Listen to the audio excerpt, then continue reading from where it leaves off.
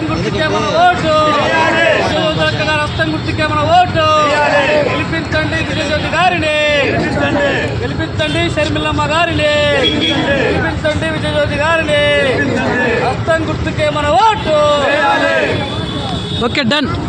భాగంగా నాకు అభ్యర్థిత్వం వచ్చిన దగ్గర నుంచి మొత్తం నియోజకవర్గం అంతా నేను తిరిగి ప్రతి ఒక్కరిని కలవడం జరిగింది. కానీ సమయం తక్కువగా ఉండడం వల్ల అందరినీ కలవలేకపోవడం వల్ల ఈ రకంగా ప్రచార రథం నుంచి నేను వాళ్ళందరినీ ఇప్పుడు రిక్వెస్ట్ చేయడం జరిగింది. ఎందుకంటే కాంగ్రెస్ పార్టీని బలపరిచి కాంగ్రెస్ పార్టీని మనము గెలిపించుకున్నట్లయితే ప్రజల క్షేమం ఏ రకంగా ఉంటుందని వారందరికీ తెలియజేయడం కోసం నేను ఈ రకంగా ఇక్కడికి సమావేశం ఏర్పాటు చేసి ప్రచార రథం ద్వారా ప్రజలందరినీ కోరడం జరుగుతోంది. గతంలో నేను తిరిగినప్పుడు కూడా చాలామంది కాంగ్రెస్ పార్టీని ఆదరించారు.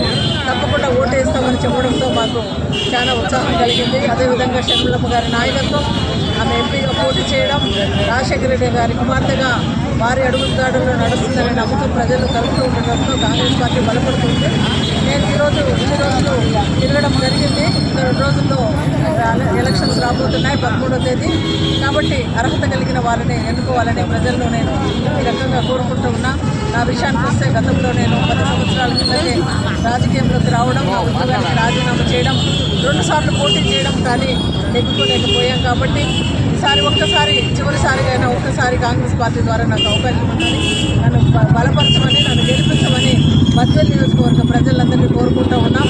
ఎందుకంటే నేను రిజైన్ చేసిన దాని సార్థకత నెరవేరాలంటే కనీసం ఒక టర్మ్ అయినా నేను నియోజకవర్గం సేవ చేయాలని ఆశతో ఉన్నా తప్ప వేరే స్వార్థం ఏమీ కాదు.